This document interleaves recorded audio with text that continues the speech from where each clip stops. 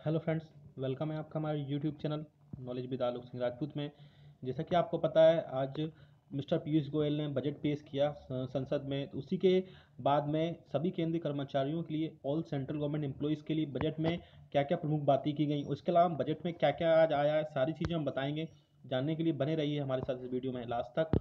और अगर चैनल पर पहली बार आएँ तो चैनल को सब्सक्राइब कर लीजिए इस लाल बटन को प्रेस करके। साथ ही साथ हम जो वीडियो अपलोड करते हैं वो आप तक पहुँचे, उसके लिए इस घंटे के निशान को दबाना बहुत ही ज़्यादा ज़रूरी है, इसको भी प्रेस कर लीजिए। चलिए आप लेके चलते हैं पूरे बजट पे, डिटेल्स में बजट में जानेंगे सभी सेंट्रल गवर्नमेंट एम्प्लॉयज़ का, इसके अलावा 7 पे कमीशन में, और इसके अलावा और भी जो चीज़ें आज बजट में मेन चीज़ें हुई हैं। 7 पे कमीशन जानना चाहेंगे, पीयूष गोयल के बजट की अहम बातें, किसे मिलेगा क्या फ़ायदा। 7 पे कमीशन बजट पेश करते हुए अंतरिम वित्त मंत्री ने कामगारों और सरकारी सेवाओं में कार्यरत कर्मचारियों के लिए किए गए सरकार के प्रयासों के विस्तार से जानकारी दी। इसके बाद देख लेते हैं पूरी डिटेल में। 7 पे कमीशन बजट 2019 में मिडिल क्लास किसानों से लेकर श्रमिकों पर विशेष फोकस किया गया है। शुक्रवार को आए बजट में करदाताओं को बड़ी छूट देते हुए 5 लाख तक की सालाना आय को टैक्स के दायरे से बाहर कर दिया गया है। वित्त मंत्री ने बजट पेश करते हुए कामगारों और सरकारी सेवाओं में कार्यरत कर्मचारियों के लिए किए गए सरकारों के प्रयासों के बारे में विस्तार से जानकारी दी। सातवें वेतन सातवें केंद्रीय वेतन आयोग की रिपोर्ट पर बोलते हुए वित्त मंत्री ने कहा कि आयोग की सिफारिश को जल्द से जल्द लागू किया जाएगा। वित्त मंत्री ने बताया कि नेशनल पेंशन स्कीम को बेहतर किया गया है। इसके तहत अब कर्मचारियों को अंशदान को 10% ही बरकरार रखते हुए सरकार के योगदान को 4% से बढ़ाकर 14% कर दिया गया है। वहीं कामगारों को दिया जाने वाला बोनस आकलन की अधिकतर सीमा को 3500 रुपये से बढ़ाकर 7000 रुपये प्रति महीना कर दिया गया है। वहीं वेतन की अधिकतम सीमा को 10,000 रुपये प्रति महीने से बढ़ाकर 21,000 रुपये प्रति महीने कर दिया गया है। वहीं ग्रेच्युटी की भुगतान की सीमा को 10 लाख से बढ़ाकर 20 लाख रुपये कर दिया गया है। हर श्रमिक के लिए अब न्यूनतम पेंशन को भी 1,000 रुपये कर दिया गया है। गोयल ने बताया कि बीते 5 सालों में सभी वर्गों के मजदूरों की न्यूनतम आय में 42% का इजाफा हुआ है।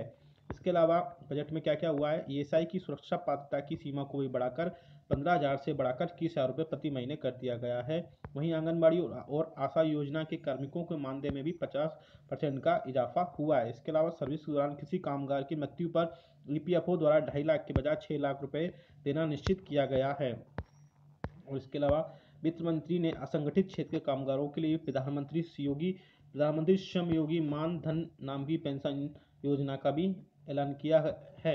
इस योजना का लाभ उनको मिलेगा जिनकी आय 15,000 रुपये से कम है। इस पेंशन स्कीम के तहत काम करने की उम्र में एक छोटी सी रकम हर महीने देने पर 60 साल की उम्र में 3,000 रुपये प्रति महीने की मासिक पेंशन आपको मिलेगी। योजना के मुताबिक 29 की उम्र में इस योजना से जुड़ने वाले असंगठित क्षेत्र के कामगार को बस प्रति महीने 100 रुपये देना होगा। 60 साल की उम्र तक अंशदान करने के बाद पेंशन मिलनी शुरू हो जाएगी। वहीं 18 साल की उम्र से पेंशन योजना में शामिल होने के लिए महज आपको 55 रुपये का महीने का अंशदान देना हुआ। तो मेन बजट की जो भी चीज़ें थी आपने देख ली। इसके अलावा सेंट्रल गवर्नमेंट एम्प्लॉय के लिए 2 चीज़ें इसमें मेन है कि उनकी जो आप इनकम टैक्स भरते थे, आप 5 लाख तक की सालाना आय को उसके दायरे से बाहर कर दिया गया है।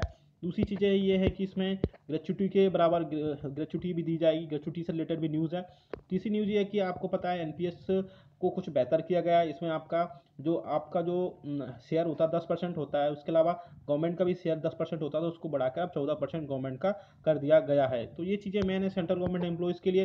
बाकी वीडियो अच्छा लगा तो प्लीज़ लाइक करिएगा, कमेंट करिएगा, शेयर करिएगा, और आप क्या सोचते हैं इस मिस्टर गोयल के बजट के बारे में हमें कमेंट करके ज़रूर बताइएगा।